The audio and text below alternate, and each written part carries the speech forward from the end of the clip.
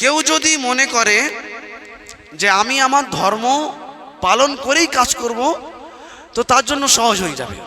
আমি অনেককে পরীক্ষা করে দেখেছি, হয়তো হিন্দু মহলে রয়েছে, মানে এমন একটি মোড়ে রয়েছে, সেখানে 3-4 জন বন্ধু একজন মুসলমান গল্প করছে, তাকে সালাম দিলে সে ইতস্তত বোধ করে যে আমার এতগুলো হিন্দু বন্ধু আছে, সবার সামনে সালাম দিল, সে সালামের উত্তরটা ভালো করে দিতে চায় না, শুধু মাথাটা নেড়ে দেয়।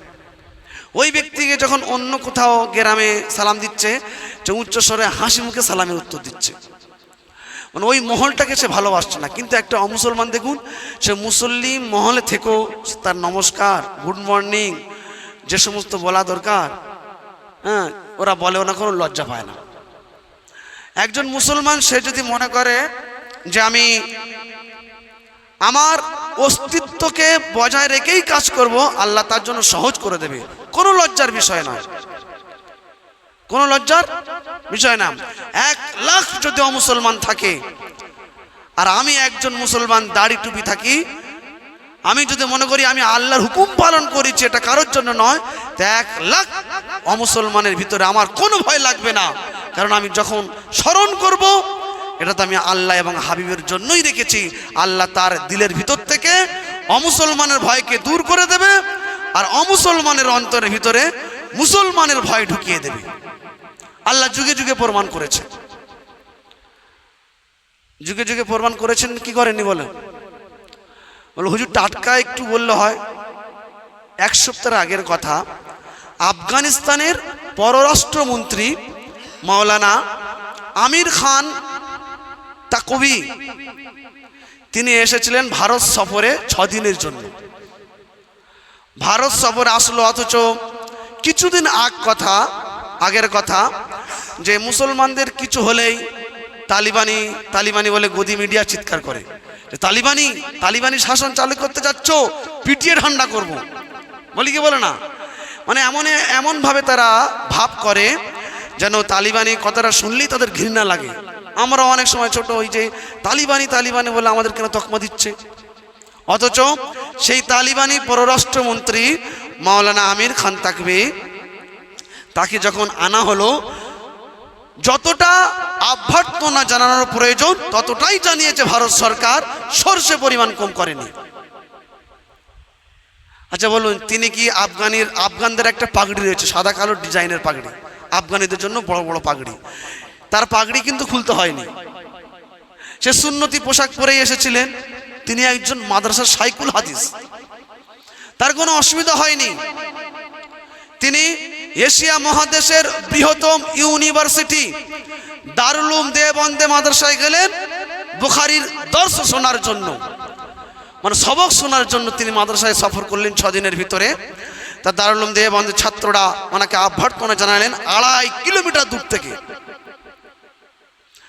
তো আমি এটা কেন বললাম, উনি যখন ওনার জায়গাতে বসে প্রেস কনফারেন্স করলেন, সাংবাদিক সম্মেলন করলেন, তো উনি বললেন এখানে নট এলাও, মহিলা সাংবাদিক আসতে পারবে না। বলুন, আমরা একটুখানি কিছু হলে এ সমস্ত লক্ষ্য রাখি না। উনি বললেন কি, যা হবে পুরুষ সাংবাদিক, একটাও মানে মহিলা সাংবাদিককে ঢুকতে দেয়নি উনি। তো ভারতের গদি মিডিয়াগুলো চিৎকার করছে, ভারতের মাটিতে বসে এত বড় কথা, ভারতের মাটিতে বসে নারীদের অপমান করা। কিন্তু তিনি তার জায়গাতে 1 চুল পরিমাণ হটেনি, আর ভারত সরকারের জন্য এই জন্য তাকে কোনো কিছু বলেও নি, তাকে বরং স্বাগতম জানিয়েছেন। বরং গদি মিডিয়ার যারা বড় বড় অ্যাঙ্কার, তারা বলেছেন না, ওটা তার ব্যক্তিগত বিষয়, তিনি একটা ধর্মের উপরে বিলম্ব করে, হতেই পারে। আচ্ছা, আমরা কি এই জায়গায় দাঁড়াতে পারি? আমরা যদি সামান্য একটু সম্মানীয় ব্যক্তি হই, তো বাজারে হাটে ঘাটে মুসলমান পরিচয় দিতে ভয় পায়। উনি দারুল উলুম দেওবন্দ মাদ্রাসায় বসে আরেকটি কনফারেন্স করলেন। তো তিনি বক্তব্য দিলেন যে আমার দেশের এই মুহূর্তে যে রাষ্ট্র চালাচ্ছে মোট 30 জন মিলে, কতজন বললাম? 30 জন মিলে, 30 জনের ভিতরে 28 জন মাদ্রাসার শাইখুল হাদিস, সব বুখারী পড়ান। কজন বললাম? 28 জন মাদ্রাসার শাইখুল হাদিস, বুখারী পড়ান। এবং তিনি আরো বললেন, আমরা অনেক ক্ষেত্রে মন্ত্রী সভায় যখন যাই, আমরা সাইকেল চালিয়ে চলে যাই। কি চালিয়ে যান? আপনারা হয়তো মনে মনে ভাবতেন হয়তো গরিব দেশ, মালকুড়ি নেই, সাইকেল চালিয়ে যাবে না তো কি চালিয়ে যাবে? ওরা আর বিদেশের গাড়ি ওরা নিজেরা সব তৈরি করছে। রয়্যালস যে গাড়ি রয়েছে, BMW যে গাড়ি রয়েছে, আরও যে আমাদের দেশের বিদেশি গাড়িগুলো রয়েছে, ওরা এই সমস্ত গাড়িকে প্রত্যাখ্যান করেছে। ওরা নিজেরা আবিষ্কার করেছে পৃথিবীর বড় বড় গাড়ির সঙ্গে টক্কর দেওয়ার জন্য। এটা কেন বললাম? যে ওরা দুনিয়ার সঙ্গে পাল্লা দিচ্ছে। যা আমরা পারি আল্লাহ পাক আমাদেরও বুদ্ধি দান করেছে। এ কথাটি কেন বললাম বলেন? এ কথাটি এজন্য বললাম যে আমরা সামান্য একটু শিক্ষিত ব্যক্তি হলে, খাস করে ধরে নিন আমি স্কুলের মাস্টার, কিছু মনে করবেন না, তো আমি একজন প্রফেসর, আমি একজন MBBS ডক্টর, তো আমরা ইসলামের পরিচয় দিতে আমরা লজ্জাবোধ বলে করি, লজ্জা পাই আমাদের। পাই কি পায় না? যদি বলো দিনের মজলিসে চলো, সে বলে আমাকে বোঝাতে হবে না, আমার তো জ্ঞান গিজ করছে, ঠিক কিনা? গ্রামে যদি একটি দিনের মাহফিল হয়, তারা আসে না। তাদের সন্তানগুলোকে কি আরবি শিক্ষা দিতে চায় না, যে আমার ছেলে বক্তব্যে গিয়ে আরবি পড়বে, এটা লজ্জার বিষয় মনে করে, কি করে না? এবং তাকে আমি যে প্রথমে বলেছি, যদি তাকে এমন একটি মহলে যেখানে হিন্দু বেশি, সে একমাত্র মুসলমান, তাকে সালাম দিতে, সালাম দিলে তার রাগ লাগে যে আমাকে এই মহলে সালাম দিল। এমনকি আপনার সাথে ভালো বন্ধুত্ব, সব সময় আপনাকে সালাম দেয়, সে নিজেই দেয়, ওই মহলে যখন তাকে সে আপনাকে সালাম দিতে চায় না। এই জন্য আজ আমাদের এই অবস্থা যে আমরা দিনের ওপরে জমে থাকবো, যে জায়গায় থাকি না কেন, যে পরিস্থিতির ওপরে থাকি না কেন, আমার জন্য কোনো লজ্জা নয়, আমার জন্য কোনো ভয় নয়। দেখবেন আল্লাহ পাক আমাদের জন্য দিন সহজ এবং সরল করে দেবেন। কি বললাম? সহজ এবং সরল করে দেবেন। এই প্রতিজ্ঞাটা নিতে হবে। আমি কি বোঝাতে পারলাম? এই প্রতিজ্ঞাটা, একটি ট্রেনে একজন দাড়িওয়ালা টুপিওয়ালাকে কয়েকজন ব্যক্তি কটূক্তি করছে, বিরক্ত বোধ করছে। সেই ট্রেনের ভিতরে 20 জন মুসলমান রয়েছে আরো, কিন্তু তাদের দেখে মনে হচ্ছে না যারা মুসলমান, বোঝাই যাচ্ছে না। ওই 20 জন কিন্তু সকলেই আতঙ্কের ভিতরে আছে। কারণ 20 জনার মতো ভাবছে যে মনে হয় আর কেউ মুসলমান নেই, আমি মুসলমান। আর একজন ভাবছে যে মনে হয় আর কেউ মুসলমান নেই, আমিই মুসলমান। আর একজন ভাবছে যে মনে হয় কেউ মুসলমান নেই, আমিই মুসলমান। অথচ 20 জন মুসলমান রয়েছে। 20 জন মুসলমান যদি একবার তাকবীর দিয়ে আর প্রতিবাদ করে, তো মুসলমানের দিলের ভিতরে ভয় হবে কি হবে না? আমাদের বাচ্চারা তো দেখিয়েছে, যারা 12 বছর বয়সে ক্ষিপ্ত হাতির সুর ধরে ঘুরিয়ে দিয়েছিল, যারা খালি হাতে বাঘ শিকার করেছিল, যার সন্তানেরা 1 রাকাত নামাজ কাজা করার কারণে 100 বেত্রাঘাত করেছিল, যার পিতারা, আমাদেরই বাচ্চারা, একটি বাচ্চা ছাড়া 800 বছর ধরে ভারতবর্ষ যারা রাজত্ব করেছিলেন, একটি বাচ্চা ছাড়া প্রতিটা বাচ্চার মুখে দাড়ি ছিল। আপনি ইতিহাস খুলে দেখুন, একটি বাচ্চা ছাড়া। 800 বছরে কতগুলো বাচ্চা লাগে বলুন? কতগুলো রাজা লাগে? প্রতিটা রাজার মুখে দাড়ি ছিল, একটি রাজা বাদ দিয়ে। তো তারা তো মুসলমান পরিচয় দিতে ভয় করেনি। মুসলমান পরিচয় দিতে কি ভয় করেনি? আজ আমরা ভয় করছি। আসলে আমাদের কি হয়েছে জানেন? চেহারায় ধুলো লেগেছে, আমরা আয়না সাফ করতে ব্যস্ত আছি। কি বললাম মুরব্বি? কি বললাম? চেহারায় ধুলো লেগেছে, পরিষ্কার করতে হবে। কোনটি?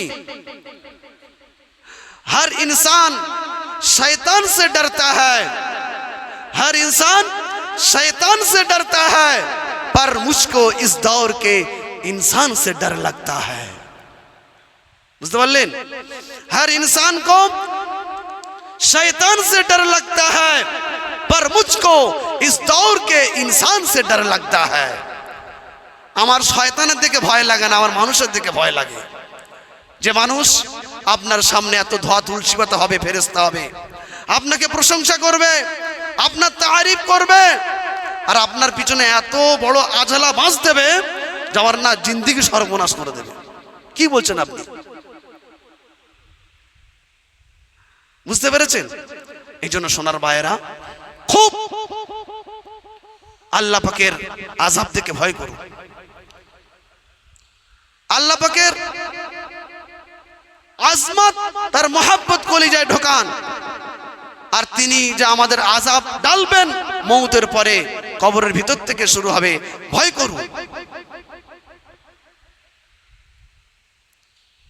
এই জন্য মুহতারাম দোস্ত বুজুর্গ, আমাদের সকলকে প্রিয় নবী সাল্লাল্লাহু আলাইহি ওয়াসাল্লামের তরিকা আঁকড়ে ধরে রাখতে হবে, যেখানে যে অবস্থায় যে পরিস্থিতির উপরে থাকি না কেন। আমি কি বোঝাতে পারলাম? সন্তানগুলোকে সুশিক্ষা দিন, জেনারেল শিক্ষা দিন, খুব ধর্মীয় শিক্ষা দিন, জেনারেল শিক্ষা দিন, দুটোই প্রয়োজন। আমাদের সন্তানগুলো সজাগ হোক, তারা জানুক ধর্মকে বুঝতে গেলে, শরীয়ত থেকে জানতে গেলে এতো জেনারেল শিক্ষা প্রয়োজন। শরীয়তটাকে বুঝতে গেলে, শরীয়তটাকে জানতে গেলে জেনারেল শিক্ষায় শিক্ষিত হতে হবে। এই জন্য সন্তান, ছোট ছোট সন্তানগুলোর দ্বারা কাজ কেন করান আপনারা? 200 টাকার লোভে, 500 টাকার লোভে কেন দর্জির ভিতরে ঢুকিয়ে দিচ্ছেন, জরির ভিতরে ঢুকিয়ে দিচ্ছেন 200-400 টাকার জন্য? সন্তানকে সুশিক্ষা দেবেন না?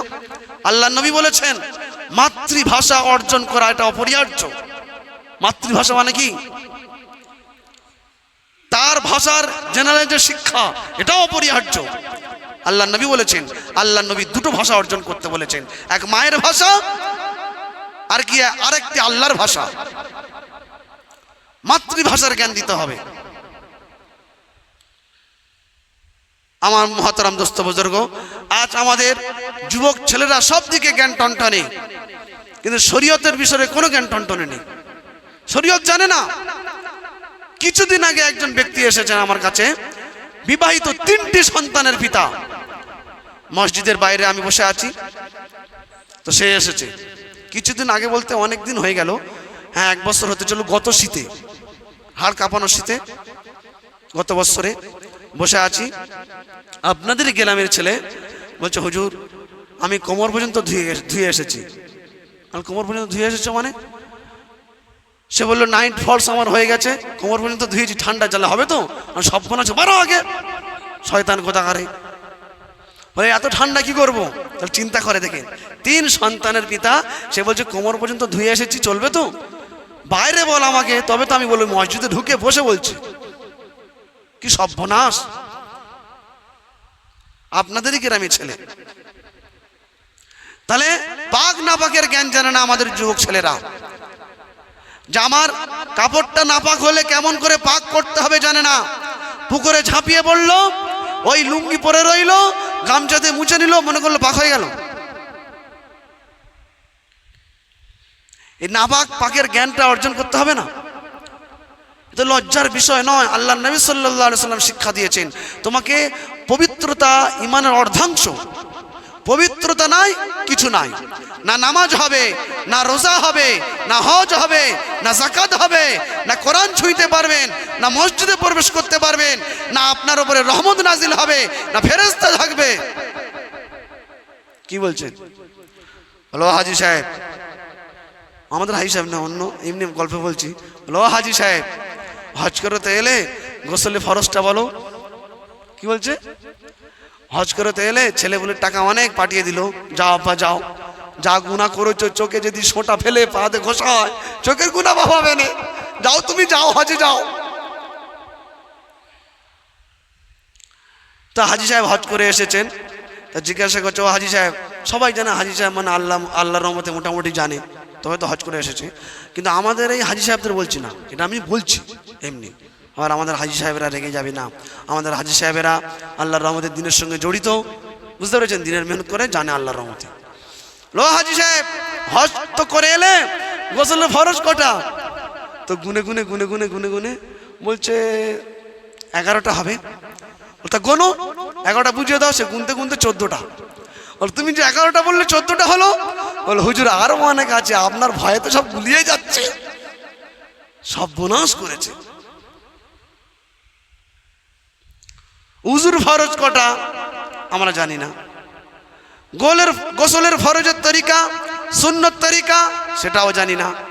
অথচ আমি পিতা হয়েছি, আমার সন্তানের বিয়েও হয়ে গিয়েছে, মসজিদে আসছে, সপ্তাহে প্রতিদিন না আসতে পারলেও জুমার দিন আসছে, কি অবস্থা হচ্ছে বলুন। এজন্য শিক্ষা অর্জন করুন, জানুন শরীয়তটাকে, দ্বীনটাকে, শরীয়তটাকে জানুন। আজ আমরা শরীয়ত সঠিক দিন না জানার কারণে আজ কোন মুসলমান যদি আমাদেরকে প্রশ্ন করে, আমরা তার সমুচিত দাঁত ভাঙা জবাব দিতে পারি না। দাঁত ভাঙা জবাব দিতে পারি না। লিকুল্লি ফিরআউনা মুসা, প্রত্যেকটি ফেরাউনের মোকাবেলায় আল্লাহ পাক যুগে যুগে মুসাকে তৈরি করেছেন, সুবহানাল্লাহ। কিন্তু আমরা সঠিক দাঁত ভাঙা জবাব না দেওয়ার কারণে যারা আমাদেরকে খাটো করলো, ছোট করলো, তার মানে তারা মনে করলো ইসলামের কোনো দাম নেই, এদের কাছে কোনো উত্তর নেই, নাকি? বলছে বিভিন্ন চ্যানেলে বসে ইসলাম এসেছে 1500 বছর আগে, আর আমাদের ধর্ম এসেছে 5000 বছর আগে। এ কেবলা কান্ত বলে, হ্যাঁ তাই তো, 1500 বছর পূর্বেই তো আল্লাহ নবী সাল্লাল্লাহু আলাইহি ওয়াসাল্লাম এসেছেন, তাই ইসলাম এসেছে 1500 বছর পূর্বে। ইসলাম কি 1500 বছর পূর্বে এসেছে তাই মনে হয়? আল্লাহ নবী সাল্লাল্লাহু আলাইহি ওয়াসাল্লাম 1500 বছর পূর্বে এসেছেন, ইসলাম এসেছে দুনিয়া তৈরি হওয়ার আগ থেকে। জোরে বলি সুবহানাল্লাহ। দুনিয়া তখন তৈরি হয়নি, আল্লাহ পাক তখন থেকে ইসলাম পাঠিয়েছেন, সুবহানাল্লাহ। কোন মানুষ আসেনি, আদম নবী একা এসেছেন, তিনি ইসলাম নিয়ে এসেছেন, আল্লাহর একত্ববাদ নিয়ে এসেছেন। ইসলাম 1500 বছর আগে আসেনি, 1500 বছর আগে এসেছেন শেষ প্রফেট মুহাম্মদ সাল্লাল্লাহু আলাইহি ওয়াসাল্লাম, বার্তাবাহক নবী এসেছেন। কিন্তু ইসলাম এসেছে দুনিয়া তৈরি হওয়ার আগ থেকে, দুনিয়া তৈরির হওয়ার আগ থেকে। আমার শিক্ষক ট্রেনে সফর করছিলেন, ওনার সামনে একজন মাস্টার বসেছিলেন, ওনার স্ত্রী প্রফেসর, উনি মাস্টার।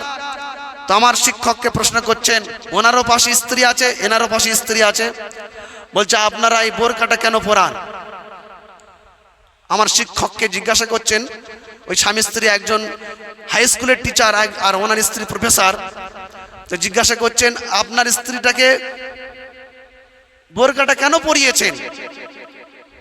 তো আমার শিক্ষক তখন বলছেন, আপনি আপনার স্ত্রীর ব্লাউজটা কেন পরিয়েছেন? তখন উনি উত্তর দিচ্ছেন, লজ্জা নিবারণের জন্য। আমার শিক্ষক উত্তর দিচ্ছেন, আমিও লজ্জা নিবারণের জন্য। বলে না, এই বোরকার ভিতরে গরমে পুচিয়ে মারছেন না, তার ব্যক্তিগত স্বাধীনতা কেড়ে নিচ্ছেন না। বলে আপনার চোখে আমার স্ত্রীর বোরকা পরানোটা যদি বাড়াবাড়ি মনে হয়, আফ্রিকার জঙ্গলি নারীরা তারা বক্ষস্থলকে ঢাকে না, তাহলে তাদের চোখে আপনার স্ত্রী ব্লাউজ পরানোটা বাড়াবাড়ি বলে মনে হতে পারে কি পারে না? তাহলে কি আপনি তাদের কথা শুনে আপনি আপনার স্ত্রীর ব্লাউজটা কি পরাবেন না? অর্থাৎ তাদের চোখে যেমন আপনার স্ত্রীর ব্লাউজটা বাড়াবাড়ি বলে মনে হতে পারে, আপনার চোখে আমার বোরকাটা বাড়াবাড়ি মনে হতে পারে। অর্থাৎ আপনার লজ্জা কম বলে আপনি একটু অল্প ঢেকেছেন, আমার লজ্জা একটু বেশি বলে আমি বেশি ঢেকেছি। কি বুঝতে পারলেন? আশরাফ আলী থানভী রহমতুল্লাহ আলাইহির কাছে বিশ্ববিদ্যালয়ের ছাত্ররা আসলো, হুজুর আপনারা একসঙ্গে খানা খাওয়া সুন্নত মনে করেছেন, এর পিছনে যুক্তি কি রয়েছে? এতে তো একজনের রোগ আর একজনের শরীরে সংক্রামিত হতে পারে। আমরা তো এক দস্তরখানায় এক খাঞ্চায় সকলে খাওয়া, এটা সুন্নত তো নাকি? অনেকে খায় না, আলাদা বিষয়, সুন্নত নয় কি নয় বলেন। আগে কে কে জানেন না? হাত তুলুন তো। জানি না হুজুর, বলছেন না আপনারা? পিছন থেকে বলো, শুধু লাইটিং টিপবে, একটু বলো। এক খাঞ্চায় একের অধিক খাওয়া কি সুন্নত নয়? সুন্নত। আচ্ছা, কাদের বাড়ি খাওয়া হয় বলুন তো? হুজুর আমাদের এক খাঞ্চায় স্বামী স্ত্রী সন্তানকে নিয়ে খাই, একটা সুন্নত জিন্দা হোক, হাত তুলুন। আলহামদুলিল্লাহ, আমাদের ডাক্তার সাহেব হাত তুলেছেন, এদিকে আলমগীর চাচা হাত তুলেছেন। আচ্ছা, অনেকে হয়তো খান, তুলতে পারছেন না লজ্জায়, কিন্তু আমরা সকলে নিয়ত করে নিই যে এক খাঞ্চায় আমরা খানা খাবো বলে, ইনশাল্লাহ। আরে কিছু হোক আর না, এই সুন্নতটা হোক। দেখি স্বামী স্ত্রীর মহব্বত হয় কি হয় না। এমন মহব্বত হবে প্রতিবেশী হিংসায় চলে যাবে। যাই হোক, অধিকার গেল। আপনি আশরাফ আলী থানভী রহমতুল্লাহকে জিজ্ঞাসা করছেন, হুজুর আপনারা যে এক খাঞ্চায় এক দস্তরখানায় একের অধিক খাওয়াকে সুন্নত বলেছেন, এটা আমাদের মনে হয় একজনের রোগ আর একজনের শরীরে সংক্রামিত হতে পারে, যুক্তি কি? উনি তখন বললেন, ছাত্র তখন বলছে, এটা তো গরু ছাগলের কাজ। কার কাজ? একসঙ্গে কারা খায়? গরু ছাগল খায়, ওটা বোঝাচ্ছে এটা তো গরু ছাগলের কাজ। আশরাফ আলী থানভী রহমতুল্লাহ বুঝলেন এদের হাদিস কোরআন দিয়ে বোঝালে তো হবে না, ওদের ভাষায় বোঝাতে হবে। উনি তখন বললেন, একসঙ্গে খানা খেলে যদি গরু ছাগল হয়, আর একসাথে যারা খাওয়া অপছন্দ করে তারা একমাত্র কুত্তাই হয়। দুটো গরুকে একসঙ্গে খানা দেবেন, খাবে। একটা মোরা গরু দেবেন কুকুরকে, একলা খেতে পারবে না, তা বলে দুজনকে আসতে দেবে না, ঘেউ ঘেউ করে তাবড়াবে, ঠিক কিনা? একসঙ্গে খাওয়া যদি গরু ছাগল হয়, তাহলে একসঙ্গে খাওয়াটা অপছন্দ যারা করে তারা তো কুত্তাই হয়। ওরা প্রশ্ন করলো, দ্বিতীয় হুজুর, আপনারা যে নারীদেরকে পর্দায় বন্দি রেখে গরমে পচিয়ে মারছেন, এর পিছনে যুক্তি কি? যারা বুজুর্গ হন তাদের হিকমত তো আলাদা হয়। ওনার কাছে রুটি ছিল কিছু,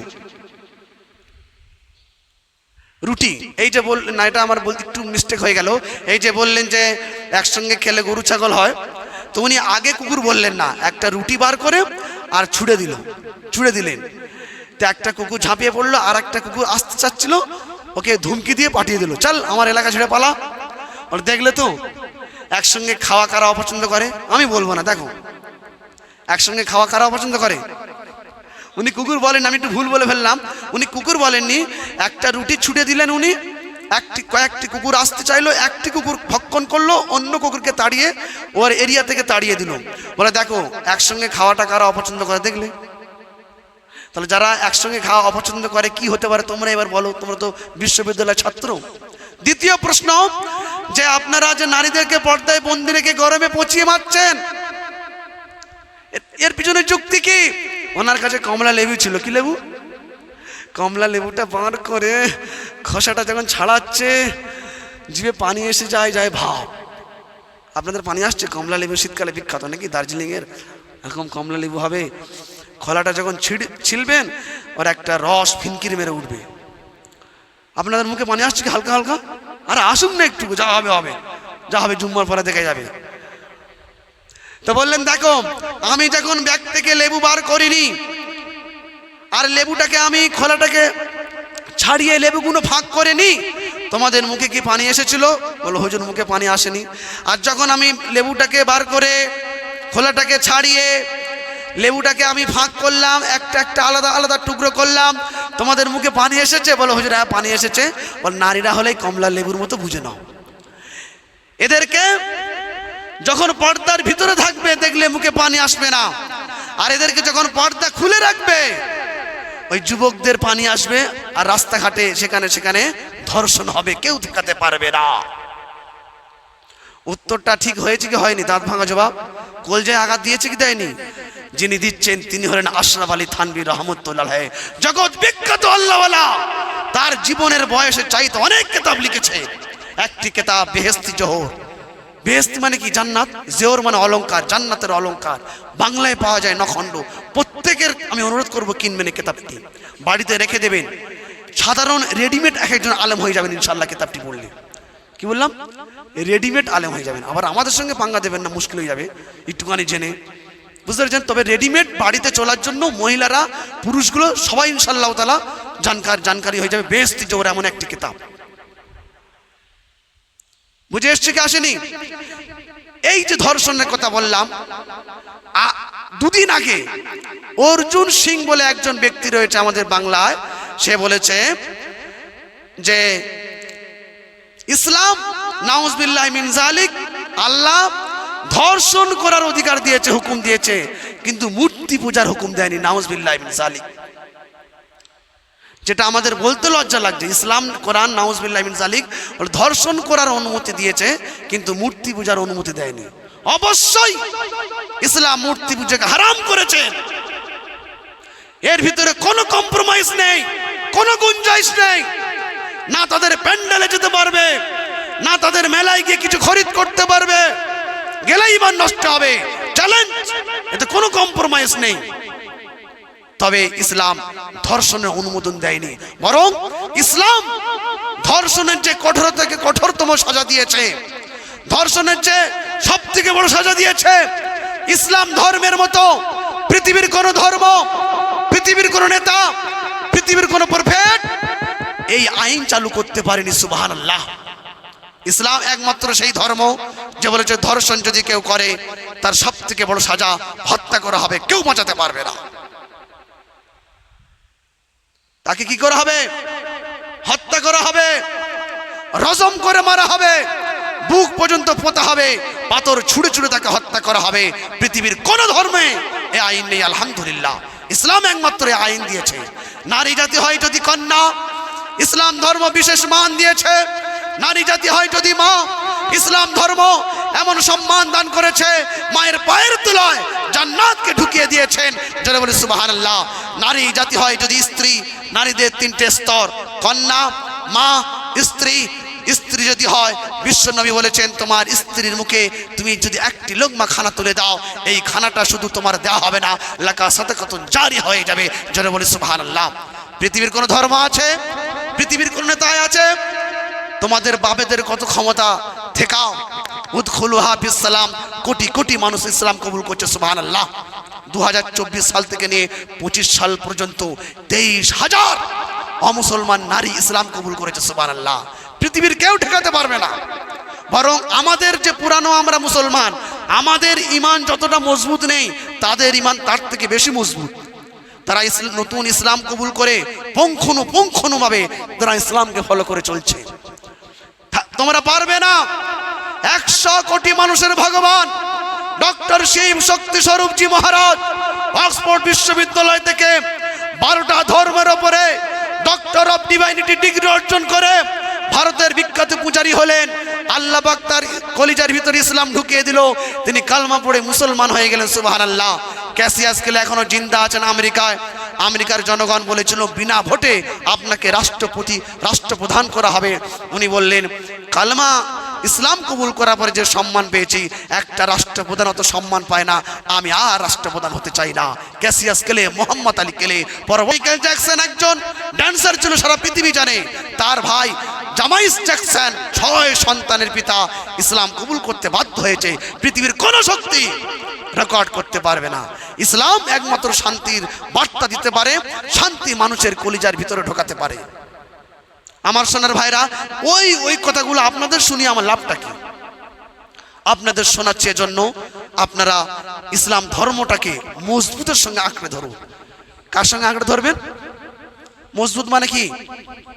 ওই জুম্মার দিনে এসে আতর মেখে, ঈদের দিনে সেন মেরে, ফুলওয়ালা পাঞ্জাবি চেরা লুঙ্গি পরে, ওই মজবুত?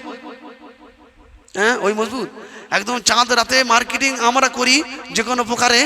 একদম প্রথম রমজান থেকে মার্কেটিং হচ্ছে, একদিন বিবি করছে, আরেকদিন মেয়ে, আরেকদিন নিজে, নাকি শুধু মার্কেটিং চলছে রোজা না রেখে সারাদিন সারা রাত ধরে। ওর নাম মজবুত? মজবুত হলো দুটো জিনিস, এক আল্লাহর হুকুম, দ্বিতীয় হলো নবীর তরিকা। কি বললাম?